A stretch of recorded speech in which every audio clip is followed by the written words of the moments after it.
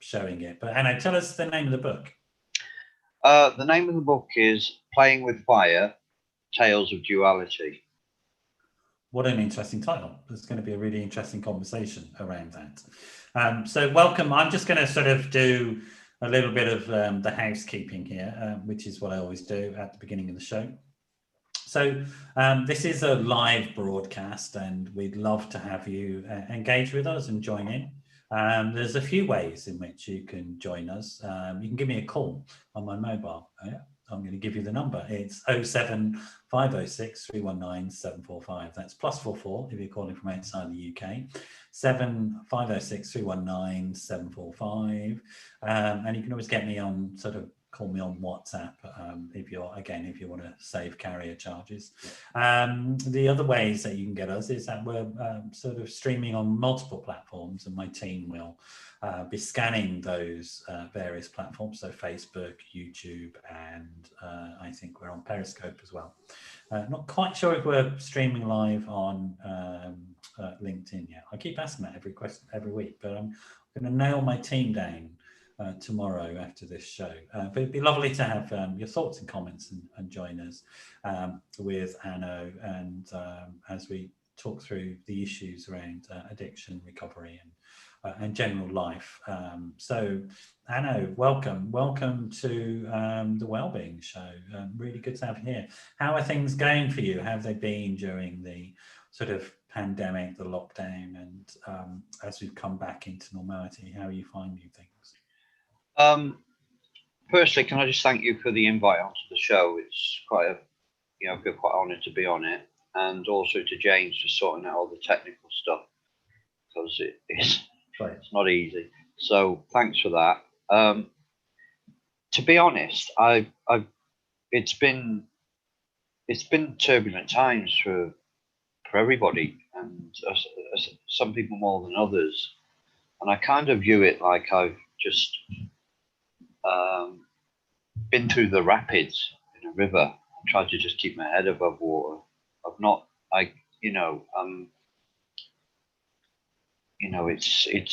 It's new to everybody, and I think on the whole, I would say myself and as a family, we've managed okay, and I think the isolation has probably bothered us more than anything. Not being able to travel, not being able to go and see my wife's family, not seeing my own mother for a while.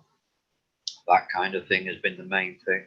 And I suppose I'm just grateful, really, that we've got, things like WhatsApp and, other ways of communicating. Sure. And because you have, I suppose, additional special needs. I mean, let's talk about why you're being anonymous, maybe, just to clear that up for people who maybe don't understand that, because it links to the sort of special needs that I was going to talk to you about, and how you've maintained your sort of recovery during these odd times, which I think would be an interesting conversation. But first, why are you being anonymous? Why are you hiding your face and not telling us your real name? What's going on there? Well, I think there are a few reasons, to be honest. When I started writing the book with Sophie, I want to just acknowledge Sophie Amber Wells, because she helped me a lot. She was initially started as a ghostwriter, but we felt that because she did such a great job of the writing, she needed some recognition for that. So I just wanted to, mention that. But I realized that, I worked in the addiction field when I first got into recovery in the early years, and it didn't work out for me. I was too raw and a bit sensitive, and I really wasn't ready for it, to be honest. So when I wrote the book, I felt like I didn't want to, it wasn't about me building a career on the basis of my experience at all. I've not done that. In fact, I've built a totally separate career and a separate life outside of that whole arena, if you like, and I really didn't want this part of my life where I've been quite successful in a different kind of career, and I run a multi-award winning business. I have a lot of customers from all walks of life that don't know my background, don't know anything about it. They just know me as who I am and what I do within my profession. And I really didn't want that crossover, but I felt like I had a story to tell. And that was the motive for writing the book. It was never about the money at all. It was about the need for this story to be told. So that was one reason, was that I wanted to keep my identity within the world that I've created in my recovery separate. And also some of the things that I've written in the book, that relate to my experience within 12-step recovery and the fellowships, which I won't mention by name, but because I wanted to kind of respect the tradition of anonymity within that, and not try and just respect the traditions that are connected to those fellowships, you like. And then there was also the fact that there's some pretty hardcore stuff I've written in that in relation to crime.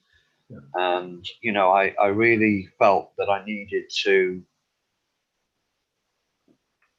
be careful with that, in a sense, not just for me, but for the other people that I was talking about. All the names in the book have been changed. The characters, they've all been given different names, including my own family. So right. The only person I really name is my baby Benjamin. And to be honest with you, if somebody really wanted to find out who I was, I mean, you wouldn't have to be a rocket scientist. You could go and dig away and probably find a connection with it somewhere. But on the face of it, I just didn't want that kind of recognition. So, I mean, there's a lot of thought gone into it then. It's not just some sort of weird gimmick. I'm sort of thinking, and there's a couple of things, because we talked, as I always do, with my guests. We have a conversation before the show, and I mainly to give people an opportunity to escape me if they can't stand me, and that's fine. I could understand that if somebody would say like, oh no, I don't want to be on a show with that nutter. That's fine. But we did talk about this issue. We talked at some length. I mean, then we spent almost an hour because I got on my soapbox about it all.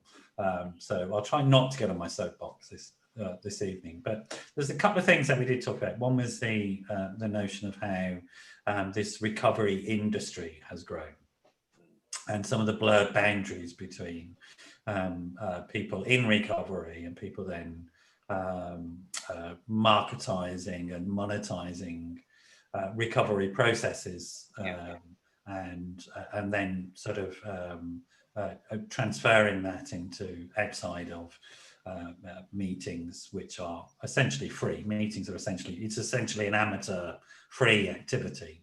And then also this sort of tradition thing, which people may not have come across. So I'm just going to sort of give a little bit of information around that.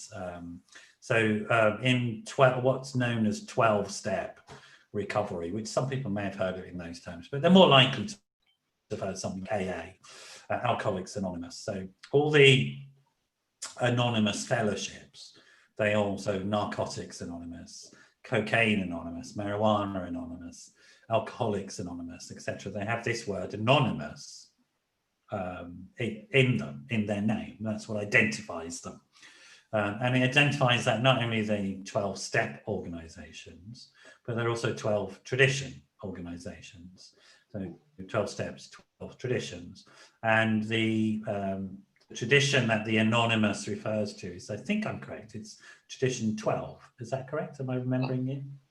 That's correct. Tradition 12, and tradition 12 says something, I don't know the exact wording, but anonymity is the core of the healing process. And it is the core of the healing process for for a number of things, for a number of reasons. One being something that you've mentioned about removing personal ego from that process. So, and also trying to protect method of helping people from commercial exploitation is another big part of it, because of course if there are no bigwigs in 12-step 12 tradition recovery, then they can't commercialize it, they can't marketize it. But nevertheless, despite that, we are seeing the marketization of 12-step 12 tradition recovery. So that's the background and the context. And I hope did I make that clear enough, do you think, Ano? I think, yeah, I mean, it was clear enough to me. And, you know, I think that it can get a bit blurry, the boundaries for some people. Personally, I mean, I don't really want to get into a lot of opinions about that particular thing, but I just know for me, I didn't want to establish myself as a professional recovery person, because, you know, neither am I floating about on a bed of spirituality. I'm as flawed as the next guy, you know. But I just felt that I mainly want to protect the life that I've got now. Yes. I don't need. I mean, I've got all the recognition I need within my career. You know, it's an award-winning business. It's a multinational award-winning business. It's, you know, we're very good at what we do. So I really don't need the recognition in that respect. Yeah. But I think there was a part of me that felt that I needed recognition around the story and my life, and particularly what I'd experienced. Sure. And I think that's what it was that I wanted to be heard, you know, more than about anything else. And as for my ego, I mean, we've all got egos, and we've all got to contend with them sometimes and try and, you know, just try our best, for me anyway, to try and maintain a bit of humility within what I do, because you know, it can get pretty ugly. I mean, raving egos are pretty ugly, isn't it? You know, and so yeah, they were my main reasons. Okay. It's interesting that you say. For me, it's interesting, and I'm talking as a clinician in the field, sort of primarily, but I'm also in recovery myself. I go to 12-step meetings, and I'm not necessarily going to name which ones I go to, but I go to quite a lot of them from a lot of different fellowships. So there you go. Yeah. I'm greedy in everything I do, to be honest. Well, you know, that's the way it is. And I've also found that my life isn't simple, and the solutions I need are, you know, they may well be simple in one way, but actually they are multi-layered, and the sort of support I need is multi-layered as well. And I'm very grateful for all of that stuff. But I suppose, primarily coming at it from, you know, the position of an informed clinician, informed by personal experience. One of the things that's interesting for me in what you're talking about, well, there's a lot of interesting things, but two of the things that really strike me are the fact that in your early days of recovery, you went into the recovery field, and you found that I'd like to talk with you more about that experience, if that's okay. And also the thing. Oh, the second one is just, I've forgotten it. Let's go with the first one. Right. And they come back to me. So, well, tell me about that, because I see that happen to a lot of people in early recovery, that they end up somehow in the recovery industry, making money out of it. So, what was your experience? Well, it's a really good question, to be honest, and I think this happens to a lot of people, because for me, I'd come to the tail end of a relapse that had lasted 10 years. And I hadn't died. I thought I was going to die, Yeah. but I didn't. And I, had been suicidal through that. I'd been in intensive care units, psychiatric wards, blah, blah, blah. And I got to the end and went into a rehab again. Yeah. And I knew that for me, the only thing that had worked for me before was 12-step recovery. So in me somewhere, I knew that's what I needed. So I'd ended back in, to cut a long story short, as I started to get well and recover, and I spent nearly a year in treatment. I did a primary and then a secondary where we kind of went into my underlying issues, which involved a lot of trauma and a lot of abuse and things like this. And as I came to the end of that and I started to think about what it is that I wanted to do with my life now that I finished my commitment to doing all this.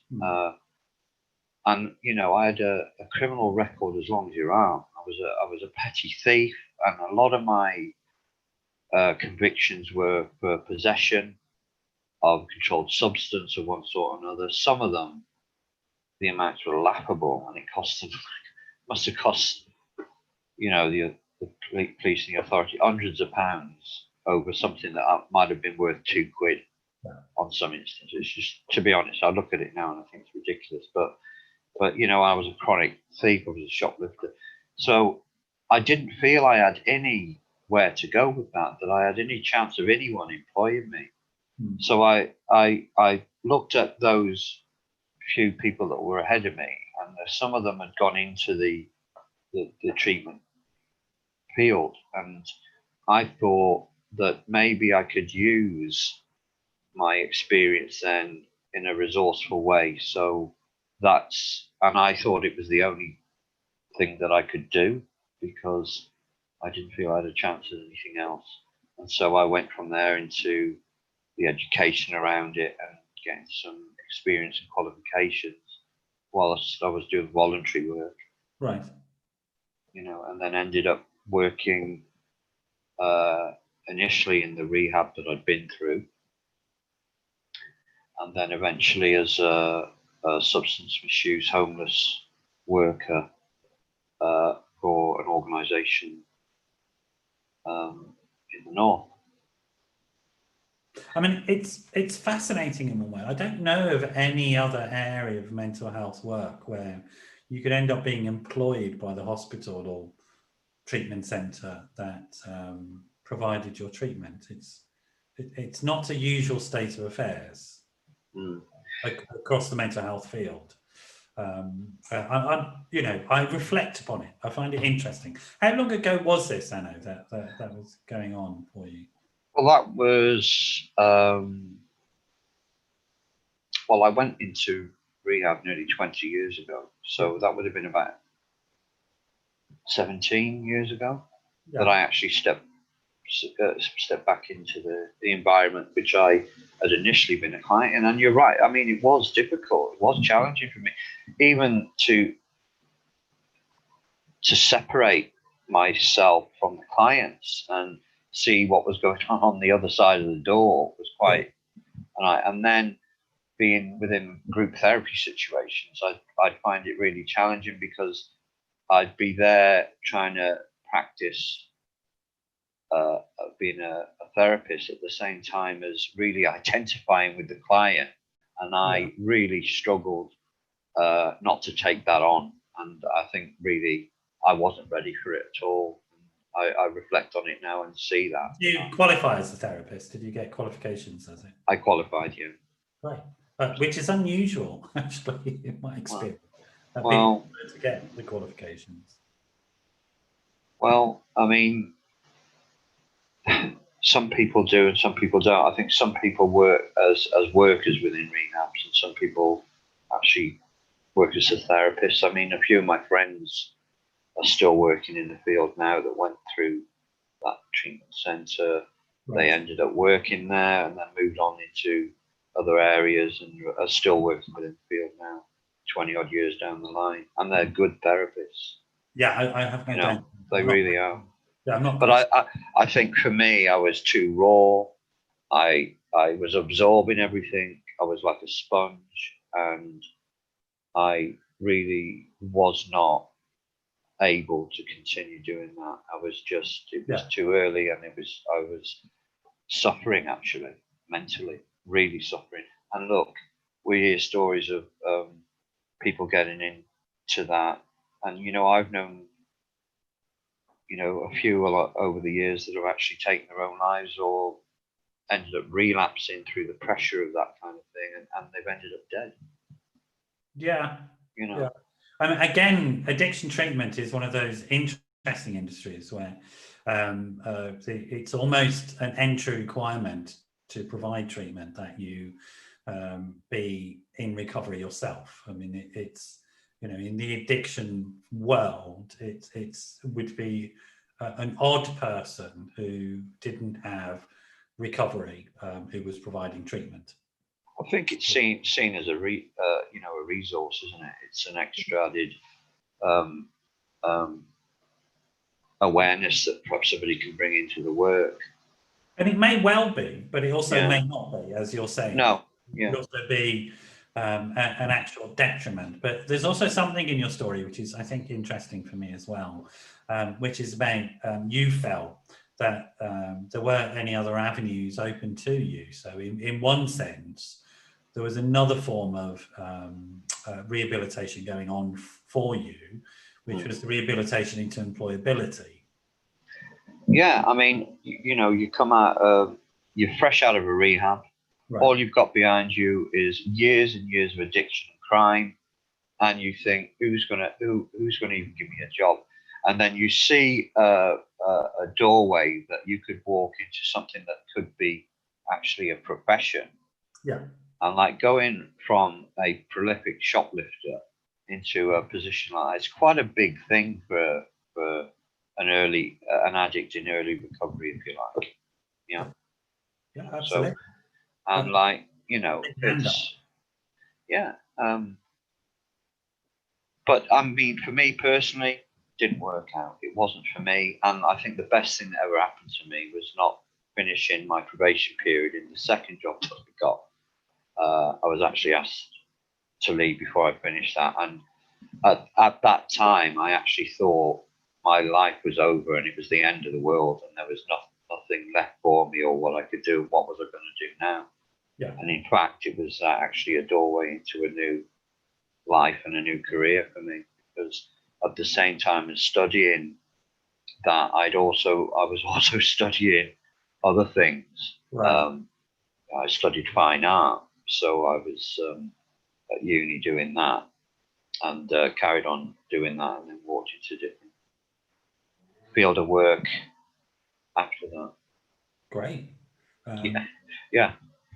I mean, it's great stuff. It's a great story. The other thing that was, and I remember the second question now, I knew it'd come to me at some point, but there was something you said about as well, which I found an intriguing statement, and I think it's linked to some of the core processes of recovery, that although you wanted to not sort of promote yourself, you had this urge to tell your story in some way. And telling our story, or telling the story of somebody's experience and how they get into recovery, is a sort of core process in a lot of group therapy, but it's very much a core process, I think, in 12-step recovery. Is that right? Sorry, I was deep in the thought about the recognition thing then as you were speaking, so I apologise for that. No, that's all right. Anything interesting to say, so that's all right. Yeah, no, I think what it is I recognise since writing the book that the recognition that I was looking for was actually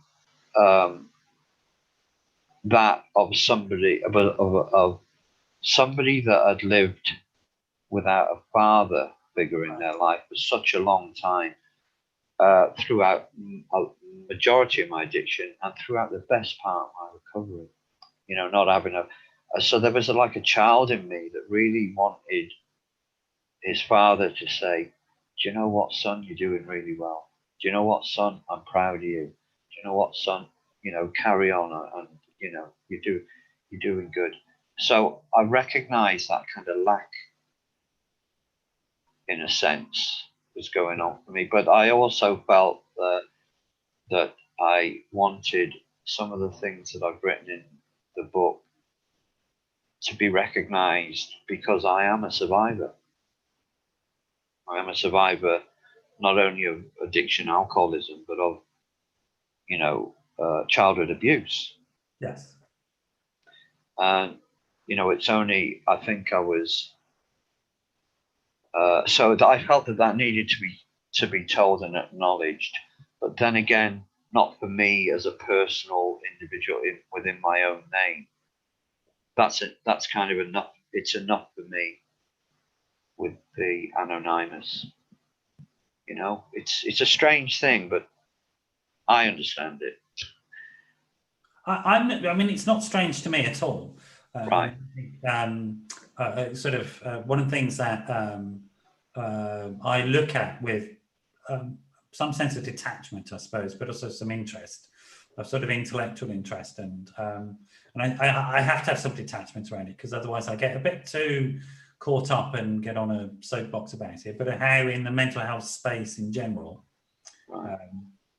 There's been this move into that somehow stories are it. They transform. They are the treatment. They are the therapy. They are everything. And obviously everybody has a story, and I think stories are really important ways of healing. I'm not questioning that at all, but they aren't in and of themselves a clinical intervention into somebody's mental health or mental illness. I mean, they're just not, but they are a useful thing for people to do. Now, they are telling stories is core, sharing stories. It's called experience, strength and hope within the sort of 12-step frame.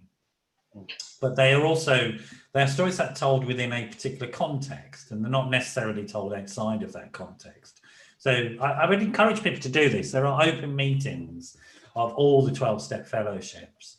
And if you want to find out more about them, they're very, very welcoming groups. And I suppose one of the issues we should knock on the head about anonymity, that it means that it's a secret society and some sort of cult. It certainly isn't. As we are discussing, anonymity is a much more complex issue than that. And there are these open groups, and I would encourage people to go and listen to how folk talk about themselves and their lives. It's a real eye-opener, I think. The sort of level of psychological maturity that goes on in these meetings is quite extraordinary. But these stories are designed to be used within that context and not outside of them.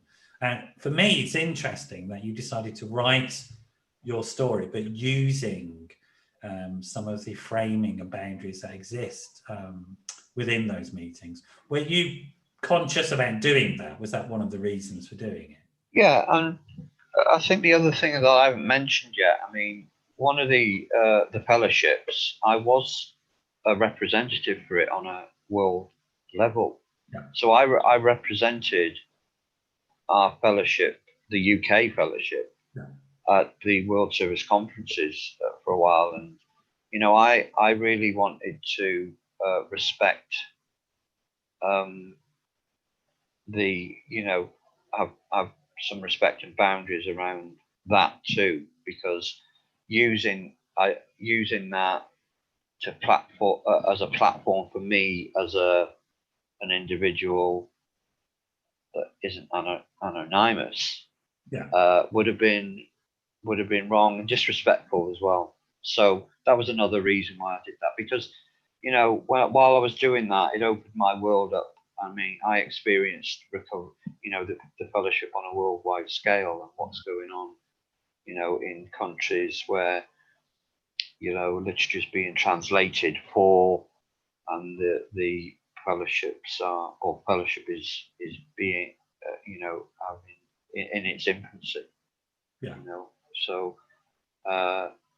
which was for me quite an awakening. So I just really didn't want to bolt my name onto that within the book out of respect for publisher, really. I get that. I get that. It's also, I think, something is working and it doesn't need fixing by somebody else. So, Yeah. like, why would you come along and fix something that doesn't need it? But that aside, I mean, I think coming back to story, because I want to hear your story a bit, if that's okay. And I do want to give folk who might be listening a bit of a trigger warning, because Anna, you already let us know that there are some challenging themes in your story. But one of the things about stories is that it allows somebody else to possibly identify with some of the themes in the story. And maybe also, and this is really important, I think, get some hope that if they're currently in the story and they hear somebody who has a story which is now in the past and they have a different story here and now, it may give that person who's in that story hope that it can change. And yeah, I mean, sorry. No, go ahead. No, I think essentially the story is about hope.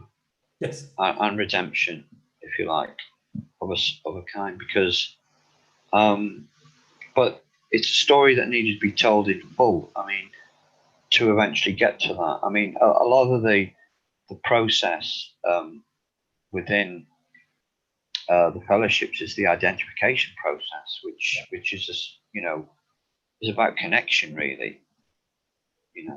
For me, that disconnection from society and my family and my neighborhood and the people around me was a massive thing within, when I was in active addiction. So the identification process that we get within the fellowships, if you like, when we're telling our stories, and it's an initial, helps perhaps the newer people get some kind of connection, and therefore give a vote, because that's what I received when I first started attending. After a while, I started to think, well, if he can do it, well, maybe so can I. Exactly. I mean, because he looks like a bit of a knob, so I'm a bit of a knob, so why can't I get this too? Excuse the terminology, but it's really cool. Use whatever term. Yeah. Well past the watershed, so. Right. Okay. Really okay. We're all adults here, and it's fine. Right. So, don't worry about it. James might be a little bit. He's a bit emotionally quite young, James. That's why we don't let him on. Right. Okay. Because he's sort of, his face is probably going like that or something. But there you go. Mind you, he looks like that most of the time. So. Right. Plus, he can't answer back, can he? Well, he can. He might do at some point. He requested to meet for a coffee this weekend. I think it's just actually to punch me, but right. That's all right. We'll get through it somehow. Just coming back to the young Ano, then, if you don't mind, maybe we can hear some of your story. Well, which bit? I mean, because where does it start? Ano the kid. Where were you born? Where were you brought up? And let's start there, because right. Okay, because that's not a secret in the book either. And like I said, if somebody really wanted to do some homework on me and research, they could find out who I was, especially in this day and age. Yeah. But I just think give us any name you want of the place. Yeah, no, I was born in Hereford. Okay. I don't have an issue with that. What I'm trying to say is I don't want to get overly ridiculous around the whole Ano Nimmus thing, but it's something that I needed to do. You know what I mean? It's I totally respect it. Yeah. Okay. So I was born in Hereford in the mid 60s. Yeah. My mother, I didn't know who my real father was, nor did my mother. It was like one of these one night stands. I was going to go up for adoption. That was the plan for me, and that was all in preparation. It was just about paperwork. And the story goes that I was born, and the moment my mum and my grandfather laid eyes on me, they couldn't go ahead with that, and so I was kept and taken back to a house, or a bungalow, in fact, a prefabricated bungalow made of tin. It was put up during or just after the war. Yeah. And my mum lived there with my grandparents and my auntie and my uncle, and that was, where it all began, my life.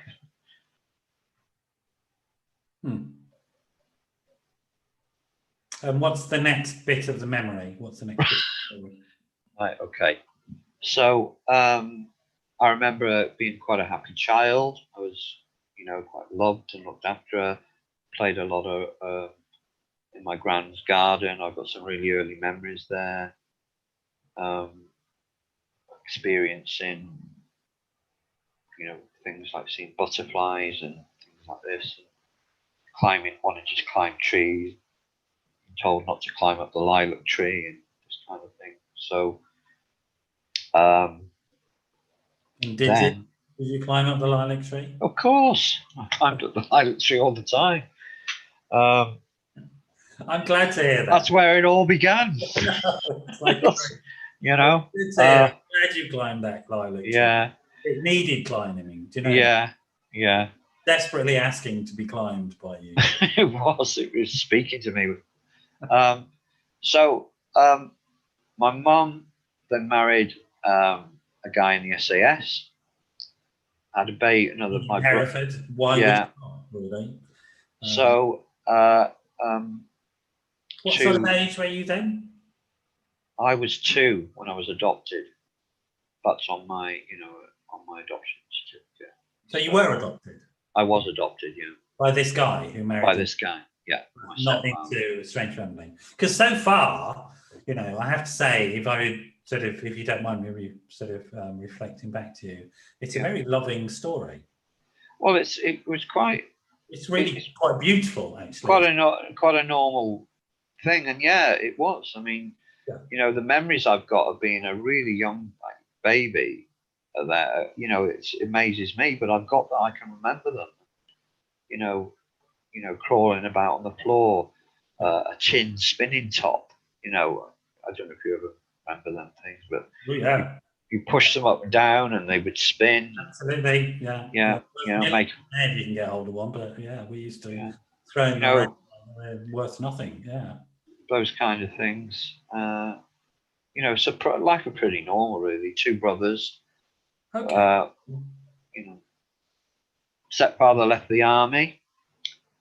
And we moved up north. I can remember moving on my first days at school, running away from school. I was quite a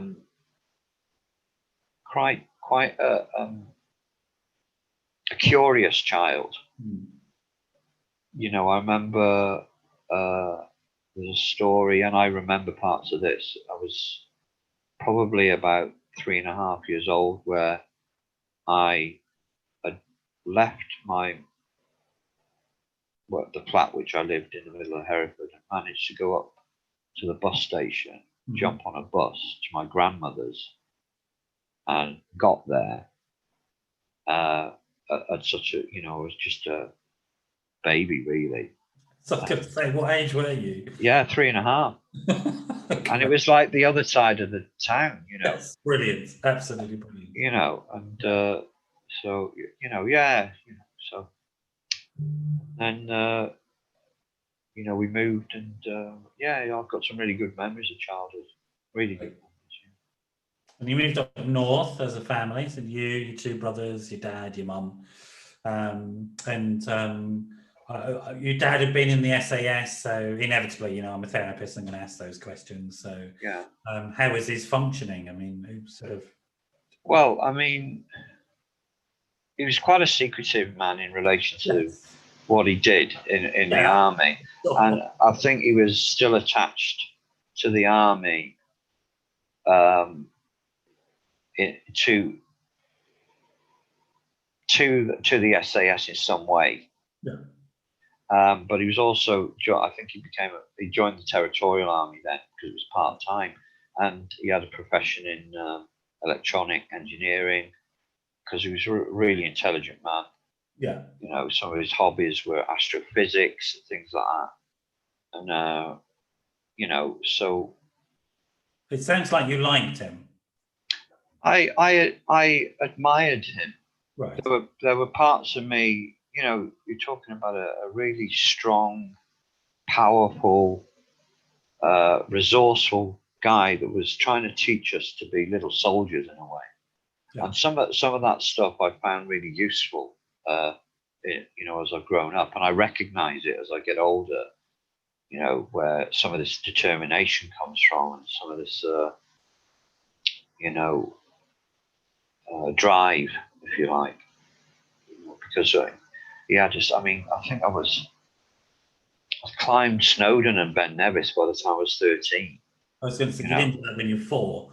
No, I didn't do that one as well. But, you know, those were the kind of things that, yeah, absolutely. You know, he was into mountain climbing and that was his hobby. So, you know. I mean, that's the truth about the armed forces, is it can instill in people some amazing things. Yeah. And I you know, I've met, you know, lots of people who've been in the armed forces or children of people in the armed forces. I think about a friend of mine who had, whose dad was also in the SAS, but unfortunately her dad was a psychopath and was out to date. Right. And left them highly damaged. But your dad wasn't. He doesn't sound that he was that damaged by it. Right. I'm just painting one aspect of the picture. Okay. I mean, I've only recognised recently that he was suffering from PTSD. I mean, there was no doubt about that. I thought that's where we were going. Yeah, I didn't get onto that. I'd done the family historical connections and work around that, and yeah, you know, the generational thing, you know, because he grew up in the slums of Liverpool. It was, you know, from Irish beginnings. Yeah. And you know, Scotland Road then, you know, a lot of the slums were there. And I think there was 7 or 8 kids in the family. Father was a heavy drinker, stroke alcoholic. You know, there was violence within the household. Yeah. And that went back another generation and another generation. So, you know, his way of escaping that or getting out of that was to join the army. And it has been and will be for many generations of kids. Yeah. And there he was trained to be a killer. Yeah. Which, you know. Not just any killer. We have to understand that the SAS is the elite. I mean, without a doubt. Yeah. So he was an extremely talented man. Yeah, I mean, it's not very driven. Yeah, and you know, yeah, I mean, you know, he'd been shot. Yeah. He'd done term served in Aden and in Ireland, Northern Ireland. Yeah. You know, some of his best friends within his group, if you like, were actually my brother's godfathers. They were the first people into the Iranian embassy when the siege went on. Yeah. They were the ones that went through on the abseil road first in. So, you know, they were that was the kind of environment he'd been in, and he was still connected to these people, even though he wasn't in. You know, they were his friends. So. I'm not quite sure you ever leave that regiment, to be honest. Right. Sort of in practical and very definitely in emotional, psychological terms. So I admired that greatly. You know, it was something I was really proud of as a kid, to be honest. It was like, you know, but there was this other side of him that was just a bit of a rageaholic. Yeah. You know, violent. You know, and there was a lot of physical violence in the house and cruelty, really. Yeah. So, you know, I was suffered a lot of physical abuse through being hit, you know. And he was the person who hit you? And psychologically, I mean, it's like sometimes I'd be grounded for like 3 or 6 months at a time. But he was the guy who was hitting you? Yes. Right. Yeah. But that it wasn't just me. It was, obviously my brothers, and sometimes, my mother would get it, and, alcohol would be involved, and, so that started when I recognized that around between 6 and 7 years old. Sure. And we then moved we were living in a council housing estate in Wales. And we moved up to Chester, to a housing estate in Chester called Blacon, which was a bit rough, but I mean, to us, it was a new world. And, I go into some detail about all this in the book. I went to my high school there, but I got into some of my hobbies and things. And, I really, a bit later on than that, my drugs use started to take off. There was an epidemic of heroin at the time coming from Liverpool and Birkenhead, and the overflow was coming into Chester, and, so it was rife, if you like. And I guess at this point, you yourself would have been experiencing significant trauma. Yeah, but I didn't recognize it as that. Obviously, I wouldn't. I was just a damaged kid. Your dad wouldn't recognize it as trauma anyway. I mean, he would. No, there's nothing wrong with him. Yeah. Do you know what I mean? Partly background, partly training, partly pride, ego, arrogance. There's nothing wrong with him. But I don't believe that. I think deep inside him, some way, he must have known that he was crossing lines. Yeah, I don't know. Can't answer that. Maybe. No. I mean, it's just fascinating, isn't it? That this story that you have of this very, very beautiful early years. I mean, sort of, you were definitely a love child. I mean, it was without name. Yeah. Your mum fell in love with you the moment she saw you, having decided she didn't give you up. I mean, what an extraordinary story that is. That and then this happens, this next bit of your childhood. And those estates, for people who don't understand them, they're hard work, those estates. I grew up, my second half of my childhood, I grew up on what was at the time Europe's biggest council estate in Birmingham. Right. I mean, it was just psychopath central. It was just damaged people. Sorry. I'm not laughing. I'm laughing in recognition, really, because exactly what I'm talking about. Psychopath Central answered up quite well. It was that was the qualification as you left the estate, that you were sociopathic and damaged, and that was it. That's what was going to happen, whether you were that when you came in. That's what happened when you left. And so you recognise that's a similar experience for you. And so what sort of age do you think it was that you discovered these things called drugs that could alter your affect, your feeling about yourself? I mean, I first experienced all that mood altering thing when I was like probably 11 or 12. There's this big story about how I got drunk. We had a bar in the house, and myself and my brother used to go behind it and drink caps full of whiskey, and I overdid it one day and started to profess my undying love for my godfather's new fiance. How I wanted to marry her and all this, and couldn't get on my bicycle, and I made a right fool of myself. And so I learned then, and I felt like pretty superhuman. The way I felt was all the fear went away, you see, all the anxiety. And I felt like I just wanted to be nice to people. And but I made myself really ill. And I remember saying to my mum then, I'm never going to drink again. And I meant it. I'm sure you did. I meant it. I'm not laughing at you. This is identity. Yeah. So then, and I think after that, it was, my dad used to keep this solvent in the back of the car that he used to clean electronic boards, and I liked the smell of it. And one day I sprayed it on my on my sleeve and smelled it, sniffed it, if you like, and I was smelling it really because I like the smell of it. And then obviously I started to feel intoxicated from that, and I was off with that then.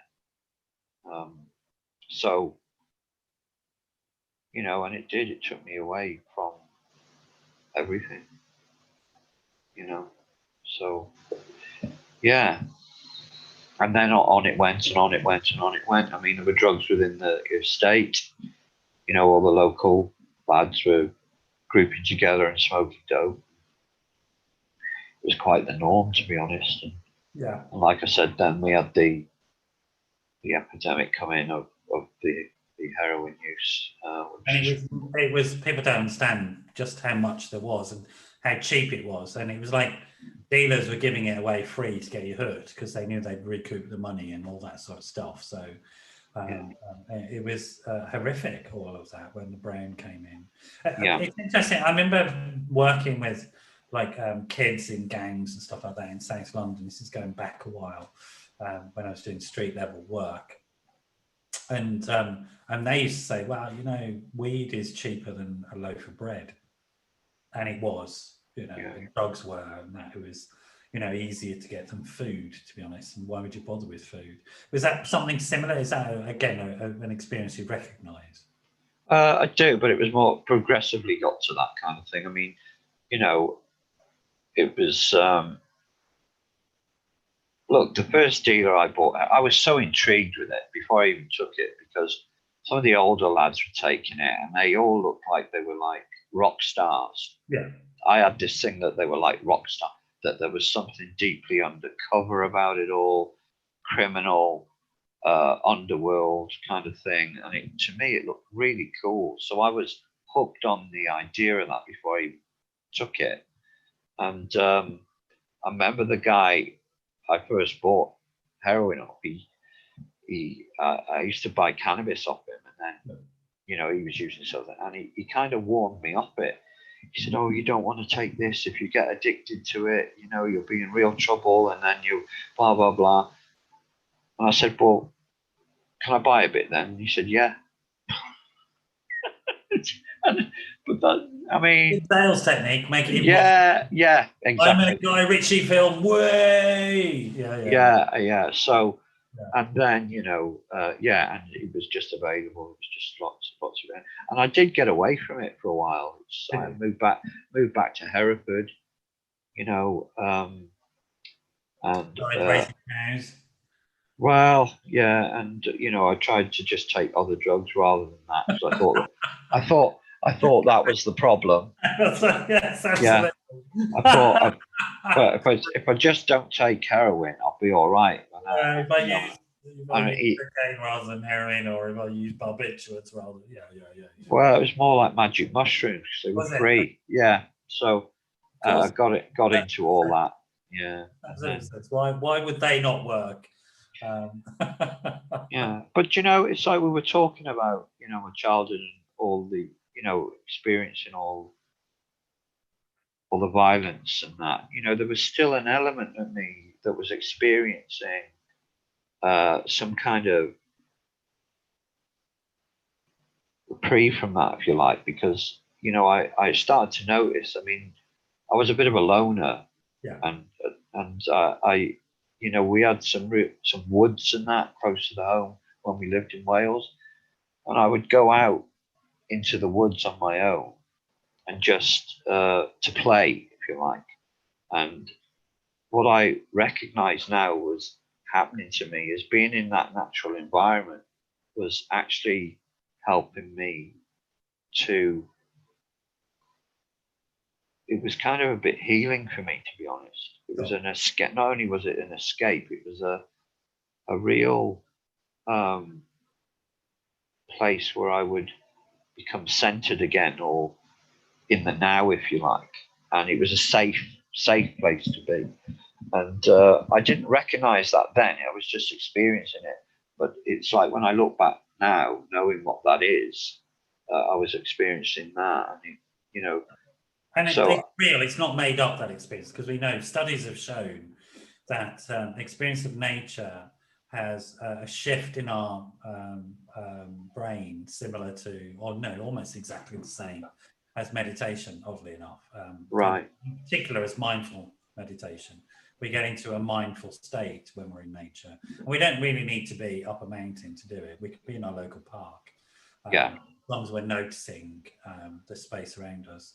And literally, we shift hemispheres, which is what meditation does. It shifts hemispheric functioning. So it's real. What you're describing is real. And I think it's linked to the title of your book as well, isn't it? About this sort of duality and the here and now. So I'm sure we'll come on to that. We've got enough time, but I want to fast forward the story a little bit because I think it's this is for people who don't know, this is the identification bit. This is the bit where, you know, I let you go on about your story so that people who are listening who maybe are still in it get a sense of this guy is like me. Yeah. Right. Okay. Well, look, addiction obviously is a progressive thing. It's, for a lot of people, it gets worse and worse, and that's what happened to me. And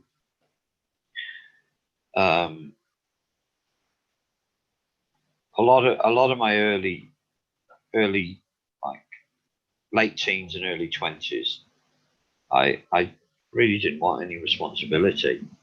I just wanted to live this like in this other world where everybody else that was in society doing normal things and working that were idiots.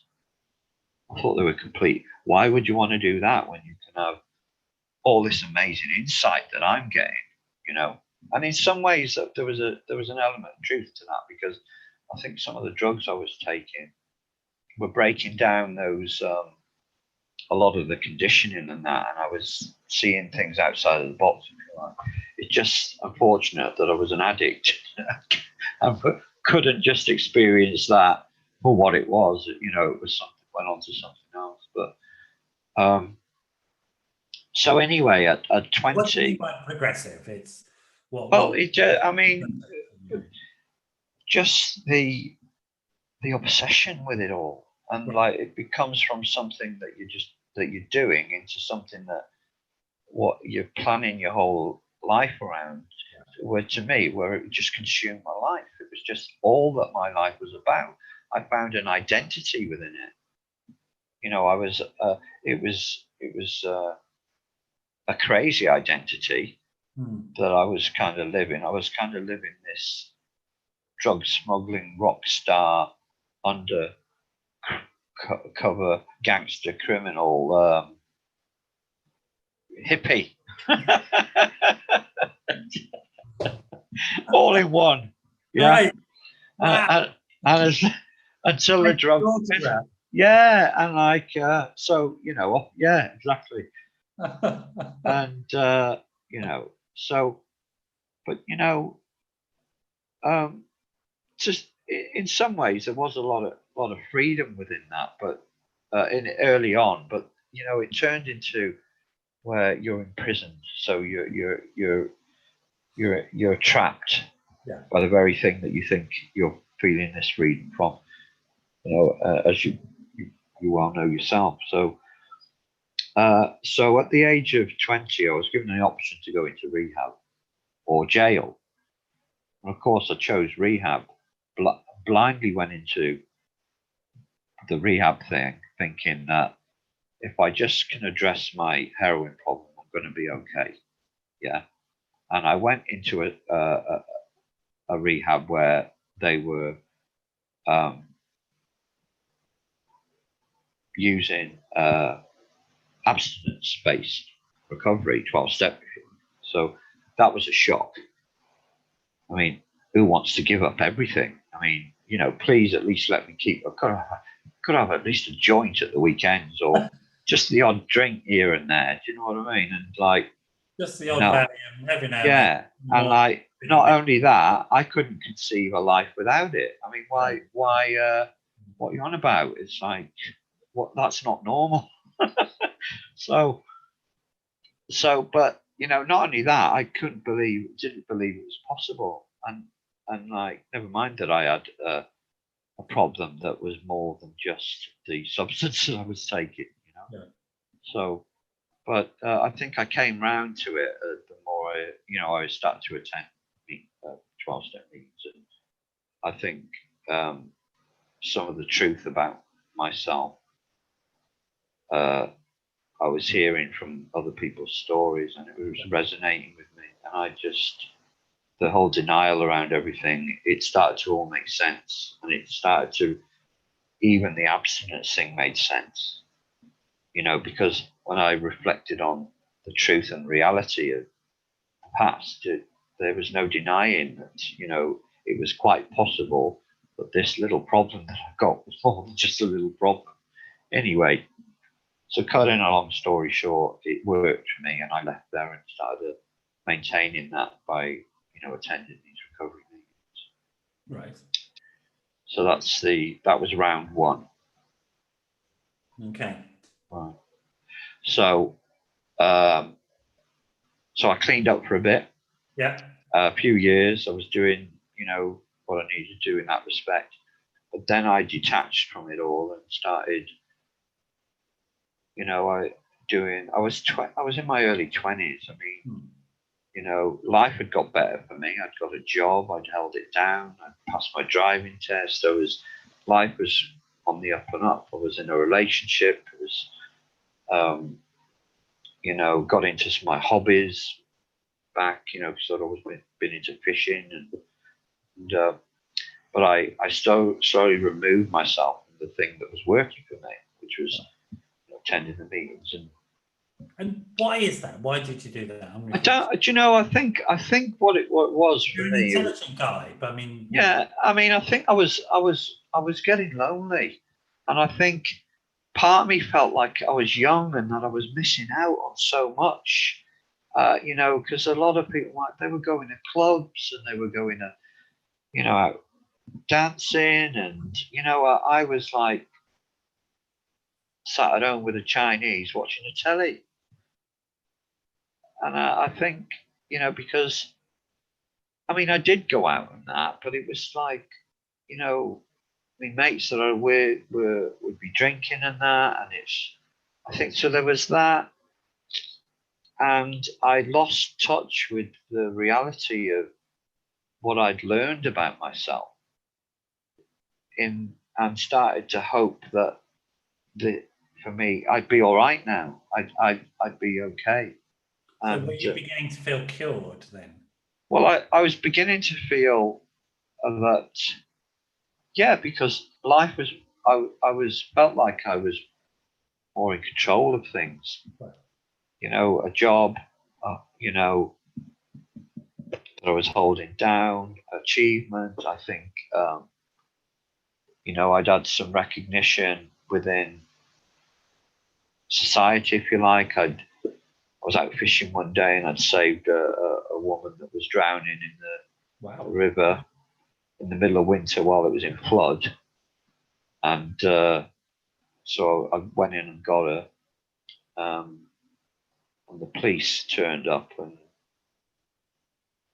made a bit of a fuss about it all. But the next thing I know, I've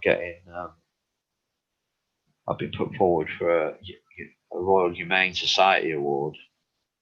So there was this thing with the mayor and this testimonial on parts kind of thing. So I'd you know, and then all the newspapers and, you know, that kind of recognition. And I felt like I was, I suppose, normal, you know. And gradually going to meetings and having. Well, I stopped attending meetings and I lost touch with that kind of, because I think for me, what happens when I attend a meeting, I'm touching base with the reality of who I am. Yeah. In that respect, yeah. I mean, essentially, I'm a human being, yeah. Number one, but I'm kind of. I'm guessing you are. I'm not seeing you. So. Yeah, all right. Presuming your anonymity is not because you're an alien. No, it's not. No, I'm just. All right. So I'm going to go with the fact that you're human. Yeah, I look a lot like you, but Do you? but better looking. That's unfortunate for you. Yeah. No. So anyway, yeah. So that was it really, and I just lost, and I started to get more bothered about chasing skirts and putting myself in environments that weren't the safest of me to be in, like old friends that were still smoking weed and that. And I eventually thought I'd be all right to smoke this joint, which I did. It'll be different this time. It will. 3 months later, I'm in an intensive care unit. That's right. Yeah. My family are called in because the doctors don't think I'm going to make it through the night. Wow. And so they're all, yeah, 3 months. 3 months. So I'd gone from thinking. But it is actually, I mean, there's a serious point here. It's one of the reasons why I think in the UK we resisted abstinence-based treatment for addiction for a long time, because we know that relapses are really hard. Yeah. When you've had a period of abstinence, you relapse. What happens, for folks that don't know, is that you start to use at the same levels that you were using and go beyond them when you were using prior to the treatment. But you don't have the same time scale. And that's why it's dangerous. So it might have taken you, it did take you lots of years to get to the point where you were using to the point where a rehab was necessary. And then in your relapse, you do it in 3 months or 3 weeks. I'm coming to weeks, so 3 months. Yeah. And that level of using took you many years before that. Your body gradually acclimatizes to it. And this is one of the risks of relapse. And I think it's an important point to make to people. Well, it does. It kills a lot of people, doesn't it? Because people have come in with no tolerance. They try and do what they used to do before. Next thing, we're burying them. So, you know, it's a really important point, to be honest. I mean, I think it's also one of the reasons now why we do have abstinence-based approaches and we do it clinically is because the research has been done, and you know, people are worried about the deaths of relapse, but the research shows that people are going to die from using. That's it, and it kills. It's not the relapse that kills; it's the using drugs that kills, and that's what we need to sort of get across to people, that using is what will kill you for a variety of reasons, not just the substance, but the fact that you do dumb stuff. Yeah, and look, I'm just resorting to my own experience here. It might not be the experience of somebody else, but I know for me,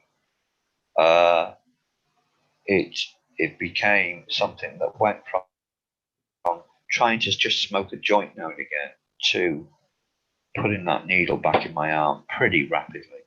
Yeah. Pretty rapidly. I mean, we're talking a few weeks, and that the job went.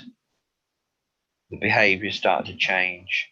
I mean, the behaviours had started to change before I picked up. I think that was half the problem. It's generally where relapse starts. I mean, if you and the behaviours and that. So it's like, for me, and like it depends. I mean, a lot of this stuff depends, I suppose, what you believe. But I mean, I read that this kind of thing was a strong possibility based on other people's experience from some of the textbooks. But having experienced it firsthand, now I know. Now I truly know. Yeah. So it's like, so when I came into recovery the second time and into treatment, I knew the game was over. Yeah. I knew I needed to, and I didn't even understand how I'd survived it, because it's like I say, I'm a long time dead.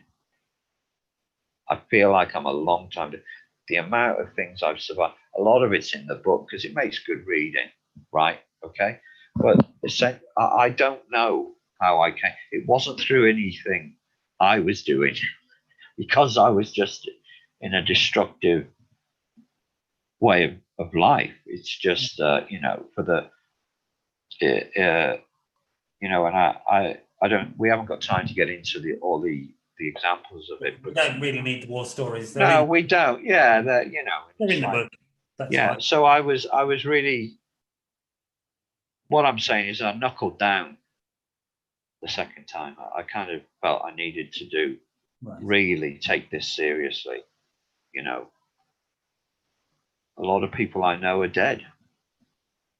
You know, a lot of the characters I write about in the book, and you know, that I've mentioned in the book, I've obviously changed all the names, but I mean, these people were like, some of them were really interesting, really formidable characters. They were, you know, some of them.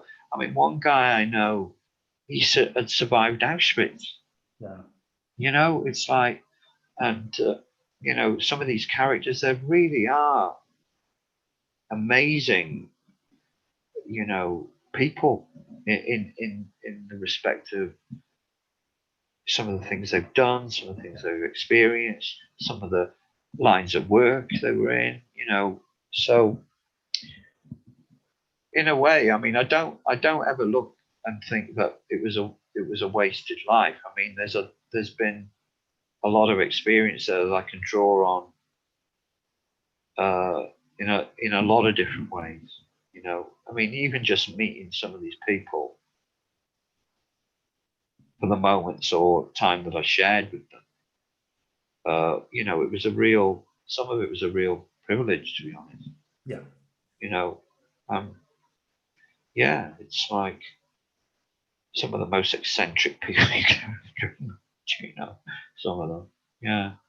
So, people know them as well. You know, there are lots of people currently, sadly, but also historically, so great artists that people know who have been struck by addiction. David Bowie. In fact, I know somebody who was 12-stepped by David Bowie in Dublin in the 70s. So there you go. That's an interesting. Brilliant. Yeah, there are plenty of people currently who are in recovery, who are very successful in the arts and the sciences, and like yourself, Ano, in the business world as well. That you are currently, you know, very successful. So you have round 2 of recovery. Was round 2 it, or did you have round 3 as well? No, I'm not. I don't think I've got another recovery in me, to be honest. If I'm honest, I don't know I'd survive another. I think if I, you know, had another round with that, it would take me out, or I would take myself out. You know, and I'm really glad you came back to the world. Right. You know, Thank you. It's the saddest thing in the world when people die because of their mental illness, and you know, and so it's great that you came back. You know, you've referred to mental illness a bit, to be honest, and I kind of think I think addiction. I mean, for me, you know, you've got to be mentally ill to keep doing something so self-destructive, right? That's killing you, and carry on doing it. You're not quite. There's something not quite right, yeah. But I was 15 years in recovery when I started to experience real severe symptoms of PTSD. Yeah, I didn't know what it was. I just know that I was trying to use the 12-step program around it. It was helping me, but I was still suffering. And, you know, I needed to lean towards other areas to get the help that I needed, and within the medical profession, in relation to my mental health, and thankfully got the help that I needed within that. So I really wanted to mention that because what I realized is when I look back, Noel, is that I was actually suffering for quite a long time. Clean. I have no doubt you were. Yeah. I have absolutely no doubt. I also, you know, I mean, there is a thing about like thinking about this whole thing about addiction, mental health. Where do they lie? I think there's been historically a problem in terms of mainstream addiction treatment, which has misunderstood addiction and saw addiction as a secondary effect of emotional problems. And so if you deal with the emotional problems, the addiction goes away. That's not true. Addiction needs specific primary treatment, and we have those primary treatments. But it usually sits along another primary condition, which has a mental health definition. So I use the two synonymously, but actually there are specific treatments for addiction which need to happen, so you manage and stabilize the addiction, which then allows people, and your story is highlighting it, to then deal with the other clinical mental health issues. And the treatment modalities are not the same, and that's really important. Yeah, and I think that's what I'm getting at. I mean, it wasn't one glove fits everybody, if you like. It was like, you know, I needed that other help that I got, you know. And do you mind saying what it was that worked for? Well, I needed prescribing something, and like I turned it away for a long time, for many years, because in my mind I didn't want to use anything. You know, so I saw it as a, you know, it kind of went against my whole abstinence way of thinking. Which is bizarre, because well, it is a single piece of fellowship literature about this. Yeah. It says, if your doctor says take it, take it. Yeah, exactly. But I mean, it was Andy, you know, that was saying, don't take it. And I've just blown my anonymity there. There you go. I'm halfway there. So yeah, so I wouldn't. Date of birth, let's do it all. No, no, I'll draw the line at that. Okay, he's got something. Yeah, I've got, yeah, all right. So, but yeah, I mean, and I think it's important that I say that, because, you know, I think it's important that you say, because there's something in world service as well. Well, it you know helped. What I mean? Like, I'm going to tease you a little bit, but you must have had your head up your ass about recovery at some point in your life to have had the motivation to go on to do world service, and because that's not an easy thing to do. That's quite a challenging thing to achieve, and the sort of but for somebody who is that committed to recovery, particularly what they call an abstinence-based recovery. We had a conversation about the word abstinence. I don't really use it in that context. Yeah. I don't know whether my head was up my arse or in the clouds, because it was like, well, actually, I've got to be honest, it was a real privilege and honor to do that. Sure. You know, I was elected into that position to kind of serve, if you like. I'm teasing you, I'm sorry. Yeah, you know, it was like, yeah, I did. I was not committed. I was not married. I didn't have any children. And I decided to put that energy into doing this, which is essentially about helping other people.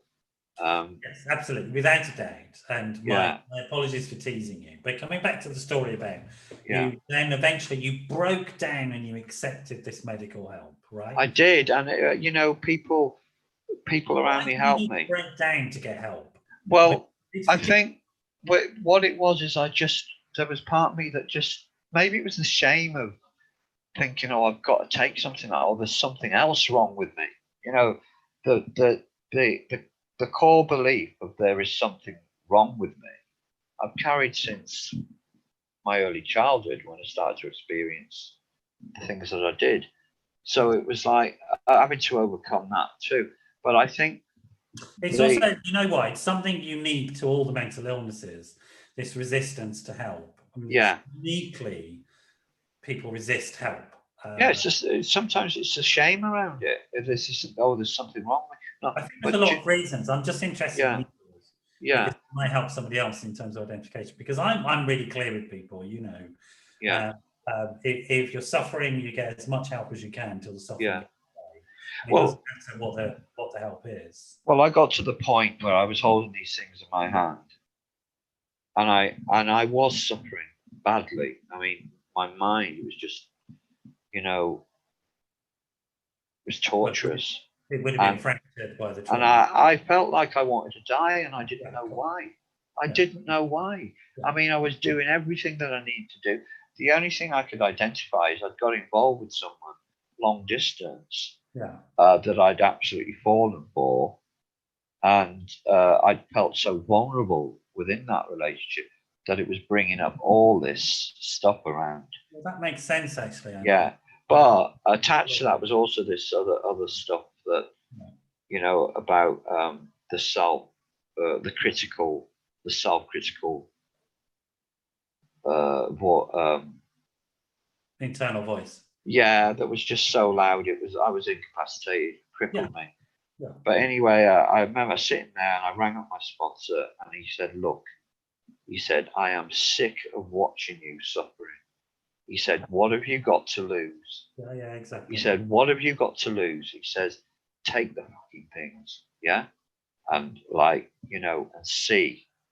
And then I rang up another friend of mine in recovery, who'd been dealing with illness in recovery for a long time. And she said to me, have you ever considered that taking these things could be a recovery-based decision? Yeah. And I hadn't once even thought that. And it helped me then to, right. Do you know what? I have to say, I mean, the medications helped me immensely, tremendously, along with the other things that I do. You know, and I did have somebody, you know, I was working with a Hoffman teacher at the time. I'd done the whole Hoffman process. Right. And she helped me build a framework of acceptance around that, and combined it, you know, and now I look back and I think, thank God, because yeah, I suffered a lot, you know? Yeah. So. And it's also, I mean, I think it is an important message to get out there. Yeah.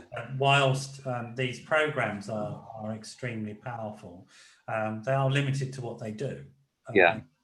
And you know, certainly none of the founders ever claimed that they did anything other than what they said on the tin. And you know, the founders of AA, for example, are famously quoted for saying, you know, AA is not the answer to everything. It's not even the answer to alcoholism. It's part. Part. And it can only ever be part of, you know, and certainly my understanding of step 2 is that that's what it's about, is that one needs to always be open to incorporating whatever needs to be incorporated into life to stay healthy and all that sort of stuff. No, you're right. I think Bill Wilson did make that pretty clear. Yeah. You know, and it's true, and it's like, even for me, I have to.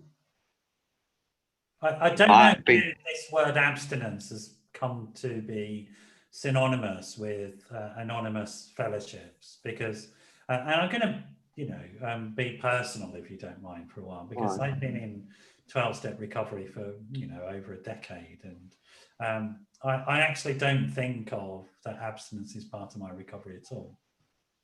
Right. It's not a concept that I use. I mean, the concept I use is powerlessness. Right. Powerlessness is a relationship to something that I need to work out.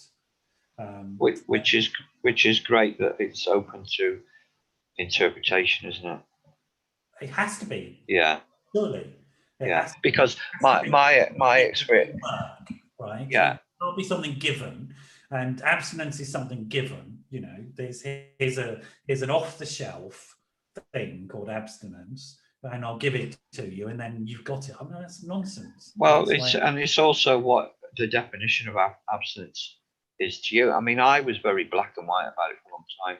Not now. I mean, I had a heart attack 2 years ago, so I've had a stent and some. I have to take medication every day now. Sometimes it's pain medication, and I've had to really open my mind and do some work around acceptance around that.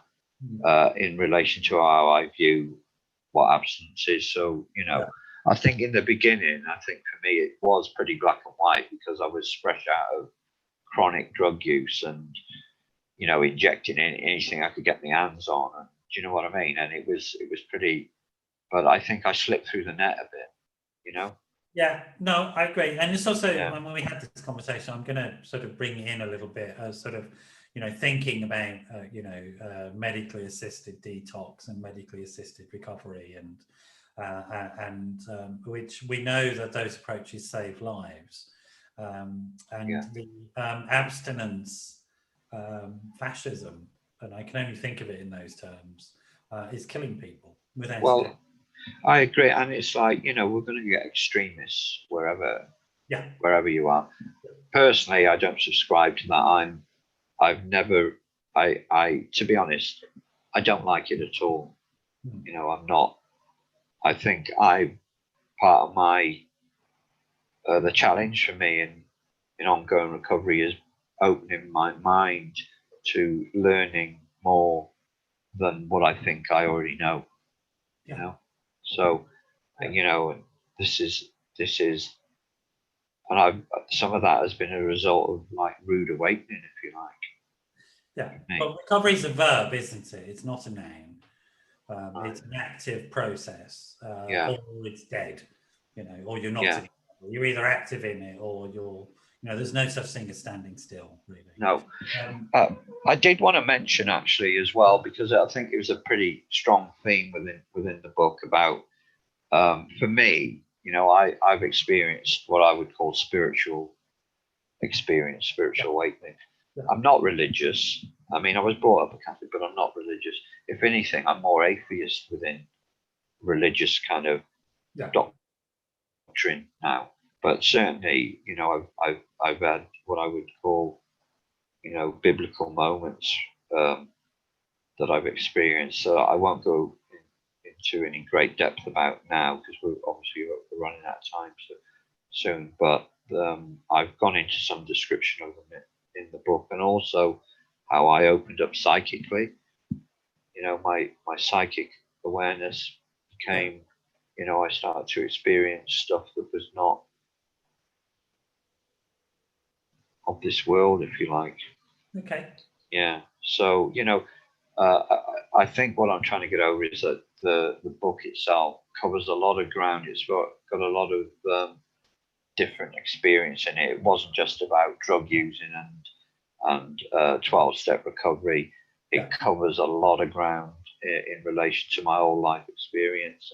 And just to remind people, the book is called Playing with Fire, Tales of Duality by Ano Nimmus, with Sophie Amber Wells as a collaborator. Yes. It does come really, for people who are listening, this book comes really highly recommended. And I think that, you know, just having a chat with you, the author, one of the authors, I mean, you very kindly mentioned Sophie, but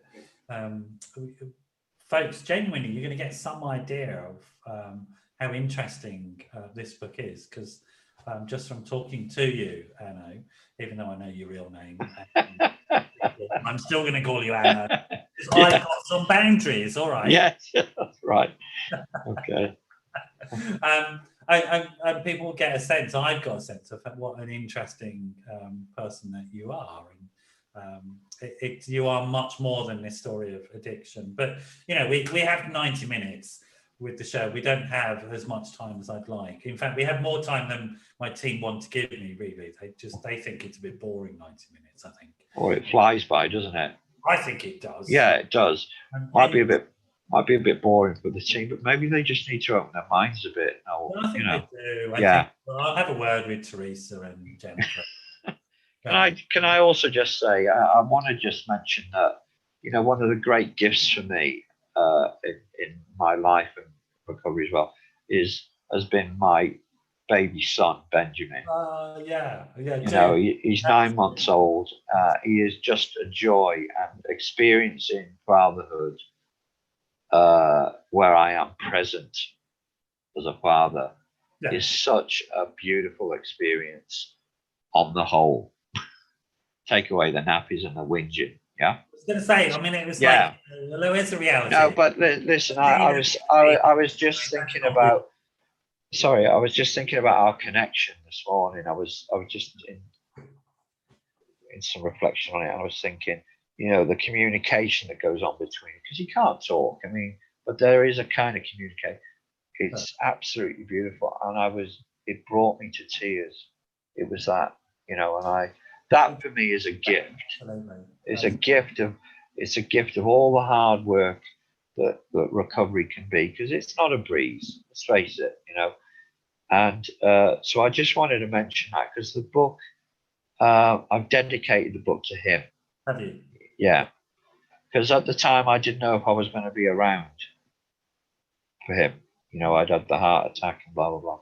And I just wanted to mention my wife, Holly, who to me is one of the most beautiful people I've ever met. Yeah. She is just an amazing woman. Premenstrual at the moment, I hear. She is a bit, but like I said to you, I just laugh at her, at how ridiculous it is, some of the things she's coming out with. You are so much braver than me. Laughing at a premenstrual woman, you are the bravest person I've ever met. Well, she laughs. SAS, mate, you top that. Yeah, well, I have to say, sometimes she laughs with me because she recognises how ridiculous she's being herself. But I don't want to say any more than that in case. I wouldn't if I was you. No. You dug a big enough hole already. No, right. We are actually out of time, which is a bit sad. I mean, it's been wonderful to talk to you. I mean, I've explicitly stayed with certain elements of your story because I think that it's a public service, actually, these types of stories, right. Because it can give hope to people. And if you're listening to this and you're worried about your using, you wouldn't do half bad to give AA or NA a call. We'll put the phone numbers, the national helplines up for you. If you don't want to do that, have a chat with your GP. Yeah. Or if you know somebody who has struggled in the same way as you, who seems to have turned their life around, go and have a chat with them. I'm pretty sure there'll be a receptive audience. I suppose my core message to you, if you're struggling either with addiction or just your using issues or some of the other stuff that we talked about, the abuse, the abandonment, the trauma, that go and ask for help and just never stop asking for help until you get it. All right, that's the most important thing. If you take anything away from this evening, we do need to finish there. Like I say, we'll put up some help numbers on the show. I know it's just been a real pleasure to have a chat with you this evening. I'm sure I'll have a chat with you again, and then maybe bring you back in your other guise and talk about some of your life, which isn't about this stuff. But wonderful to have you on the show this evening. Thank you so much for coming. You're welcome. Thank you. Thanks, Noel.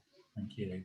I'm going to say goodbye to folks now, and we shall see you next week. And as usual, I haven't memorized who the guest is next week. One day I'll do that, but not today. All right. Good night.